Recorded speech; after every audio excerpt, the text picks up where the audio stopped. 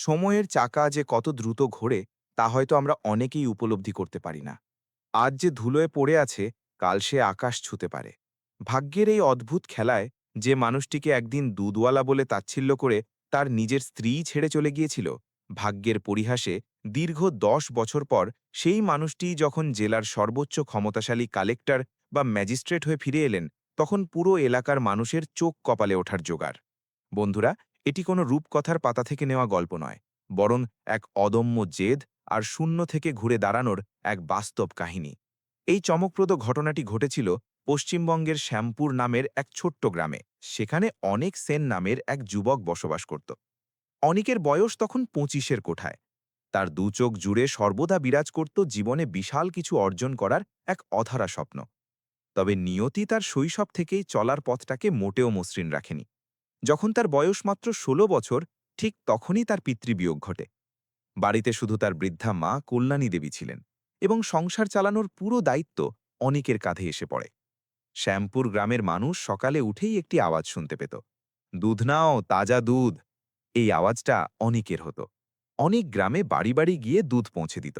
দুটি মহিষ ছিল, আর ওটাই ছিল তার উপার্জনের একমাত্র সম্বল।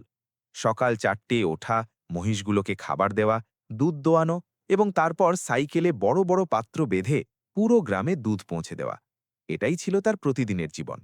কিন্তু একটি ব্যাপার ছিল যা অনিককে বাকি সবার চেয়ে আলাদা করত। দুধ বিক্রির পর যখন অন্য লোকেরা বিশ্রাম নিত, তখন অনেক বই খুলে বসে পড়ত। তার পড়ার খুব শখ ছিল। শ্যামপুরের সরকারি স্কুলের মাস্টার শিবশঙ্কর প্রায়ই তাকে বলতেন, অনিক, তোমার ভেতরে অনেক যোগ্যতা আছে। তুমি যদি পরিশ্রম করো তবে একদিন অনেক বড় মানুষ হতে পারবে। অনেক শুধু হালকা হেসে বলতো, মাস্টার মশাই, বড় মানুষ তো হতে চাই, কিন্তু পরিস্থিতিও তো বড় হওয়া উচিত। মাস্টার শিবশঙ্কর সর্বদা উত্তর দিতেন, পরিস্থিতি নয়, ইচ্ছা বড় হওয়া উচিত। এই কথাগুলো অনিকের মনে গভীরভাবে গেঁথে গিয়েছিল। এরই মাঝে অনিকের মা কল্যাণী দেবীকে একটি চিন্তা ভাবাতে শুরু করল। তার মনে হতো যে এবার অনিকের বিয়ে দেওয়া উচিত। গ্রামের আত্মীয়দের সাথে কথা হলো, এবং কয়েক মাসের মধ্যেই পাশের গ্রাম হরিপুর থেকে একটি বিয়ের প্রস্তাব এলো। মেয়েটির নাম ছিল মালবিকা। মালবিকা খুব সুন্দরী ছিল। ফর্সা চেহারা, বড় বড় চোখ, এবং কথা বলায় খুব চটপটে। তার বাবা কৃষক ছিলেন, এবং বাড়ির অবস্থাও খুব একটা ভালো ছিল না। কিন্তু মালবিকা যখন প্রথমবার অনিককে দেখেছিল, তখন অনিকের সরলতা আর শান্ত স্বভাব তার ভালো লেগেছিল। অল্প সময়ের মধ্যেই দুজনের বিয়ে ঠিক হয়ে গেল। শ্যামপুর গ্রামে খুব সাধারণভাবেই বিয়ে হল। না কোনো ঢোল বাদ্যি, না কোনো বড় বরযাত্রী। কিন্তু কল্যাণী দেবীর চোখে মুখে খুশির ছাপ স্পষ্ট দেখা যাচ্ছিল, কারণ তার মনে হচ্ছিল যে এবার তার ছেলের জীবনে সুখ আসবে। বিয়ের পর মালবিকা শ্যামপুরে চলে এলো। শুরুর কয়েক মাস খুব ভালো কাটল। অনেক মালবিকার খুব যত্ন নিত। সকালে দুধ দিতে গেলে ফেরার সময় তার জন্য কখনো জিলাপি নিয়ে আসত, কখনো বা চুড়ি। মালবিকাও শুরুতে সবকিছু ঠিকঠাক মানিয়ে নিচ্ছিল, কিন্তু ধীরে ধীরে তার মনে কিছু পরিবর্তন আসতে শুরু করল, কারণ গ্রামের মহিলারা প্রায়ই তাকে খোঁটা দিত। একদিন যখন সে কুয়ো থেকে জল তুলছিল, তখন পাশের বাড়ির মহিলা রমলা হাসতে হাসতে বলল, আরে মালবিকা, তোমার স্বামী তো সারা গ্রামে দুধ বিক্রি করে বেড়ায়, কতই না ক্লান্ত হয়ে পড়ে সে। কথাটা সাধারণ ছিল, কিন্তু মালবিকার মনে তা বিঁধল। সেই দিনের পর সে প্রথমবার অনিককে মনোযোগ দিয়ে দেখল। সকাল সকাল সাইকেলে দুধের পাত্র চাপিয়ে এসে যাচ্ছে, আর গ্রামের লোকেরা তাকে ডেকে বলছে, আরে অনেক দুধওয়ালা, এদিকেও এসো। এসব শুনে মালবিকার মন ভেতরে ভেতরে বিষণ্ণ হতে লাগল। কিছুদিন পর তার দাদা সুব্রত শহর থেকে দেখা করতে এলো। সুব্রত শহরে একটা ছোটখাটো চাকরি করত, কিন্তু নিজেকে অনেক বড় মনে করত। যখন সে দেখল যে অনেক দুধ বিক্রি করে, তখন তার মুখে একটা হালকা হাসি ফুটে উঠল। সেদিন রাতে খাবার খাওয়ার সময় সুব্রত মালবিকাকে বলল, তুই কি ভেবেছিলি আর কার সাথে বিয়ে করলি? এ তো পুরোপুরি একটা দুধওয়ালা। মালবিকা আস্তে করে বলল, দাদা, সে মানুষ হিসেবে খুব ভালো। সুব্রত হাসতে হাসতে বলল, ভালো মানুষ দিয়ে পেট ভরে না মালবিকা, জীবনে টাকা চাই, সম্মান চাই। এই কথাগুলো মালবিকার মনে গেঁথে গেল। এখন সে প্রতিদিন অনেককে নতুন দৃষ্টিতে দেখতে শুরু করল। অনেকের দুধ বিক্রির কাজটা তার কাছে ছোট মনে হতে লাগল। একদিন সকালে অনেক যখন দুধ দিতে যাচ্ছিল, তখন মালবিকা হঠাৎ বলে উঠল, তুমি আর কতদিন এই দুধ বিক্রির কাজ করবে? অনেক একটু চমকে গেল এবং জিজ্ঞেস করল, কেন, কি হয়েছে? মালবিকা বলল, গ্রামে সবাই তোমাকে দুধওয়ালা বলে ডাকে, যেটা আমার ভালো লাগে না। অনেক কিছুক্ষণ চুপ করে থাকল, তারপর শান্ত গলায় বলল, কোনো কাজই ছোট নয় মালবিকা, আর আমি তো চেষ্টাও করছি, পড়াশোনাও করছি। কিন্তু মালবিকা এখন পাল্টে গিয়েছিল। তার মনে এখন তুলনা আর অসন্তোষ ভরে গিয়েছিল। দিন কাটতে লাগল এবং বাড়িতে ছোট ছোট কথায় ঝগড়া হতে শুরু করল। কল্যাণী দেবী সব বুঝতেন, কিন্তু কিছু বলতে পারতেন না। তারপর একদিন এমন এলো যখন ব্যাপারটা অনেক দূর গড়িয়ে গেল। সেদিন সকাল থেকেই বাড়ির পরিবেশ খারাপ ছিল। মালবিকা রেগেছিল এবং শেষমেশ রাগের মাথায় সে এমন কথা বলে বসল যা অনেকের হৃদয়কে ভেতর থেকে ভেঙে দিল। মালবিকা রেগে চিৎকার করে বলল, আমি কি ভেবেছিলাম, আর তুমি তো শুধুই একটা দুধওয়ালা বেরোলে। আমি তোমার সাথে আমার জীবন নষ্ট করতে পারবো না। এই কথা শুনে অনেক কিছুক্ষণের জন্য একদম নিশ্চুপ দাঁড়িয়ে রইল। তার চোখে কষ্ট স্পষ্ট দেখা যাচ্ছিল। মালবিকা সেই মুহূর্তেই তার জিনিসপত্র গুছিয়ে নিল এবং পেছন ফিরে না তাকিয়ে বাপের বাড়ি হরিপুরে চলে গেল। উঠোনে দাঁড়িয়ে অনেক শুধু তাকে চলে যেতে দেখল। তার চোখে জল ছিল, কিন্তু সেদিন তার ভেতরে অন্য কিছুরও জন্ম হয়ে গিয়েছিল। এমন একটা সিদ্ধান্ত যা তার পুরো জীবন বদলে দিতে চলেছিল। আর সেই সন্ধ্যায় অনেক তার মায়ের সামনে বসে ধীরে ধীরে বলল, মা, এবার আমি প্রমাণ করে দেখাবো যে মানুষের মূল্য তার কাজ দিয়ে নয়, বরং তার ইচ্ছা ও সংকল্প দিয়ে হয়। কল্যাণী দেবী প্রথমবার তার ছেলের চোখে এমন দৃঢ় সংকল্প দেখেছিলেন। তিনি জানতেন যে অনেক ছোটবেলা থেকেই অত্যন্ত পরিশ্রমী, কিন্তু সেদিন তার কথায় অন্যরকম এক দৃঢ়তা ছিল। মা আলতো করে তার মাথায় হাত বুলিয়ে দিলেন আর বললেন, বাবা, ঈশ্বর পরিশ্রমীদের সবসময় সাথ দেন। যদি তোর ইচ্ছা সত্যি হয়, তবে একদিন দুনিয়া তোকে ঠিকই চিনবে। সেই রাতে অনেকের ঘুম আসেনি। মালবিকার কথাগুলো বারবার তার কানে বাজছিল। তুমি তো শুধুই একটা দুধওয়ালা বেরোলে। এই কথাগুলোই তার বুকে আগুনের মতো জ্বলছিল। কিন্তু সেই আগুন তাকে ভেঙে দেয়নি, বরং তার ভেতরে কিছু করে দেখানোর এক জেদ জাগিয়ে তুলেছিল। পরের দিন থেকেই অনেকের জীবন পুরোপুরি বদলে গেল। আগে সে শুধু দুধ বিক্রির পর অল্পস্বল্প পড়াশোনা করত, কিন্তু এবার সে তার প্রতিটি মুহূর্ত পড়াশোনার জন্য উৎসর্গ করল। ভোর 4টে ওঠা, মহিষের দুধ দোয়ানো, গ্রামে দুধ বিলি করা এবং তারপর ফিরে এসে সোজা বই নিয়ে বসে পড়া, এটাই তার নতুন জীবন হয়ে উঠল। শ্যামপুর গ্রামের লোকেরা তাকে দেখত আর বলত, অনেক এত পড়ে কি করবে, শেষে তো ওই দুধের কাজই করতে হবে। কিন্তু অনেক কারো কথাই কান দিত না। তার মনে শুধু একটাই লক্ষ্য ছিল, নিজেকে প্রমাণ করা। কিছুদিন পর সে তার পুরনো গুরু মাস্টার শিবশঙ্করের সাথে দেখা করতে গেল। মাস্টার মশাই তখন স্কুলের খোলা বারান্দায় বসে বাচ্চাদের পড়াচ্ছিলেন। অনেককে দেখে তার মুখে হাসি ফুটে উঠল এবং তিনি বললেন, আরে অনেক, অনেক দিন পর এলি বাবা। অনেক তার সামনে বসতে বসতে বলল, মাস্টারমশাই, আমি আপনার কাছে সাহায্য চাইতে এসেছি। আমি পড়তে চাই, অনেক দূর পর্যন্ত পড়াশোনা করতে চাই। শিবশঙ্করজি তার চোখের দিকে তাকালেন। তার বুঝতে একটুও সময় লাগল না যে অনেকের ভেতরে বড় কিছু করার প্রবল ইচ্ছা জেগেছে। তিনি গম্ভীরভাবে জিজ্ঞেস করলেন, তুমি কি হতে চাও? অনেক ধীর কিন্তু দৃঢ় কণ্ঠে বলল, আমি অফিসার হতে চাই, এমন অফিসার যাকে দেখে মানুষ সম্মান করবে। মাস্টার শিবশঙ্কর কিছুক্ষণ চুপ থাকলেন। তারপর বললেন, অনেক, এই রাস্তা সহজ নয়, এর জন্য প্রচুর পরিশ্রম আর ধৈর্য চাই।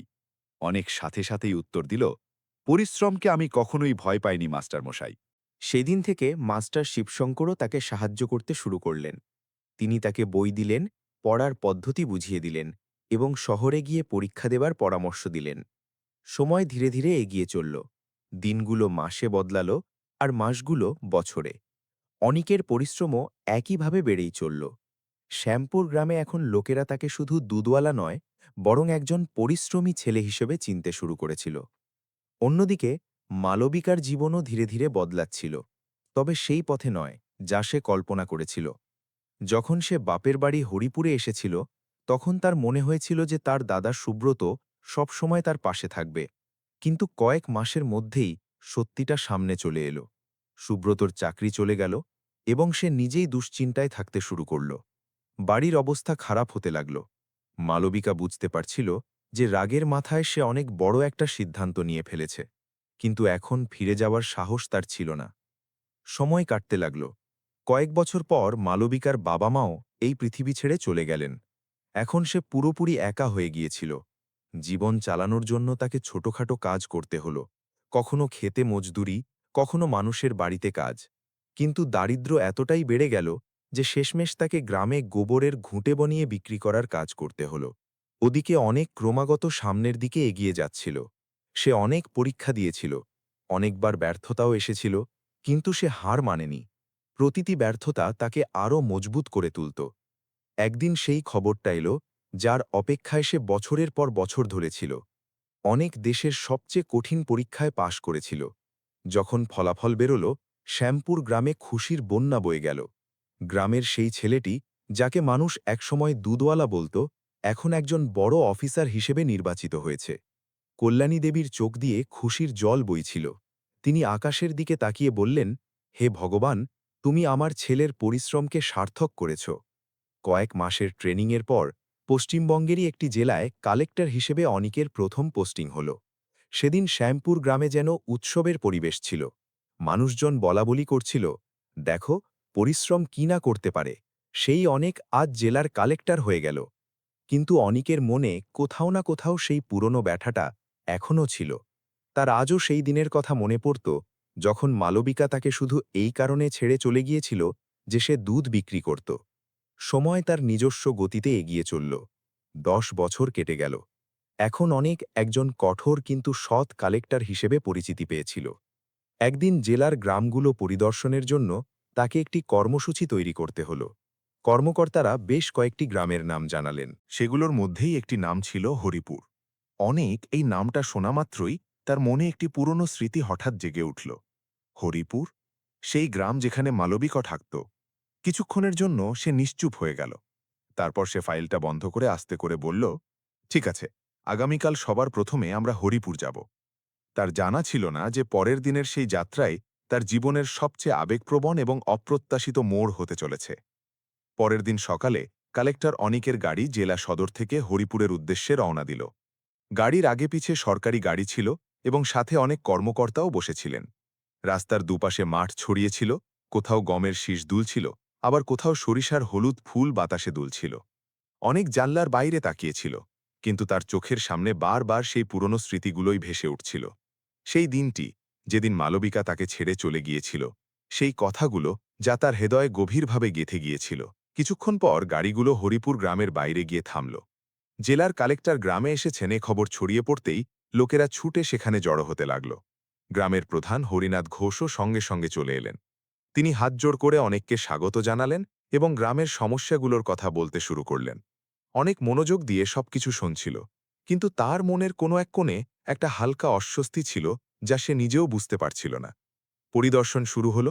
অনেক মাঠের দিকে গেল, স্কুল দেখল, পঞ্চায়েত ভবনের অবস্থা পরীক্ষা করল এবং কর্মকর্তাদের বেশ কিছু গুরুত্বপূর্ণ নির্দেশ দিল। লোকেরা অবাক হচ্ছিল যে কালেক্টর এত মন দিয়ে প্রতিটি ছোট বড় কথা শুনছেন। কিন্তু সেই সময়ে হঠাৎ রাস্তার ধারে এক মহিলার ওপর তার নজর পড়ল। মহিলাটি মাটিতে বসেছিল এবং নিজের হাতে গোবরের ঘুঁটে বানাচ্ছিল। তার পরনের কাপড় খুব সাধারণ ছিল, রোদে পুড়ে চেহারা কালো হয়ে গিয়েছিল এবং চোখে ক্লান্তি স্পষ্ট দেখা যাচ্ছিল। অনিকের নজর কিছুক্ষণের জন্য তার ওপর আটকে গেল। কে জানে কেন, কিন্তু সেই চেহারায় তার চেনা চেনা কিছু মনে হল। অনেক ধীরে ধীরে সেই দিকে এগোতে লাগল। তার সাথে দাঁড়িয়ে থাকা কর্মকর্তারাও অবাক হলেন যে কালেক্টর হঠাৎ ওই দিকে কেন যাচ্ছেন। অনেক একটু কাছে পৌঁছতেই ওই মহিলা মাথা তুলল, আর পরের মুহূর্তেই দুজনের চোখাচোখি হল। ওই মহিলা আর কেউ নয়, মালবিকা ছিল। 10 বছর পর হঠাৎ অনেককে সামনে দাঁড়িয়ে থাকতে দেখে মালবিকার মুখ ফ্যাকাশে হয়ে গেল। তার হাত থেকে গোবর পড়ে গেল এবং সে কিছুক্ষণের জন্য একদম পাথরের মতো স্থির হয়ে দাঁড়িয়ে রইল। সে বুঝতেই পারছিল না যে সে কি করবে। মালবিকা কখনো ভাবতেও পারেনি যে 10 বছর আগে যে মানুষটিকে সে দুধওয়ালা বলে ছেড়ে দিয়েছিল, সেই মানুষটিই আজ জেলার কালেক্টর হয়ে তার সামনে দাঁড়িয়ে থাকবে। অনিকও কিছুক্ষণ চুপ করে দাঁড়িয়ে রইল। সময় যেন হঠাৎ থমকে গিয়েছিল। তার সামনে সেই মুখটিই ছিল যে একসময় তার হৃদয়ে ভেঙে দিয়েছিল। কিন্তু এখন সেই চেহারা আগের মতো ছিল না। তাতে আর অহংকার ছিল না, বরং ক্লান্তি এবং অনুশোচনা স্পষ্ট দেখা যাচ্ছিল। গ্রামের লোকেরা এই দৃশ্য দেখে হতবাক ছিল। তারা বুঝতে পারছিল না কালেক্টর এই মহিলাটিকে এত মন দিয়ে কেন দেখছেন। মালবিকার চোখ থেকে হঠাৎ জল গড়িয়ে পড়ল। সে ঘাবড়ে গিয়ে হাত দিয়ে মুখ মুছল আর আস্তে করে বলল, অনেক। তার গলা কাঁপছিল। অনেক কিছুক্ষণের জন্য কোনো উত্তর দিল না। তার মনে অনেক অনুভূতি একসাথে ভিড় করে আসছিল। পুরনো ক্ষত, পুরনো কথাগুলো এবং বছরের পর বছর ধরে করা পরিশ্রম সবকিছু তার স্মৃতিতে একসাথে জেগে উঠল। অবশেষে সে শান্ত গলায় বলল, কেমন আছো মালবিকা? এ কথা শুনতেই মালবিকার চোখের জল আরও জোরে বইতে শুরু করল। সে বুঝতে পারছিল না যে এই প্রশ্নের কী জবাব দেবে। তার অবস্থাই নিজে থেকে সবকিছু বলে দিচ্ছিল। গ্রামের কিছু মানুষ নিজেদের মধ্যে ফিসফিস করে কথা বলতে শুরু করল। মনে হচ্ছে কালেক্টর সাহেব এই মহিলাকে চেনেন। মালবিকা ঝুঁকে মাটির দিকে তাকাল আর ধীর গড়ায় বলল, জীবন অনেক কিছু শিখিয়ে দিয়েছে। অনেক অনেক দেরিতে বুঝতে পেরেছি যে মানুষের মূল্য তার কাজ দিয়ে হয় না। অনেকের মনে পুরনো কথাগুলো আবার বেজে উঠল।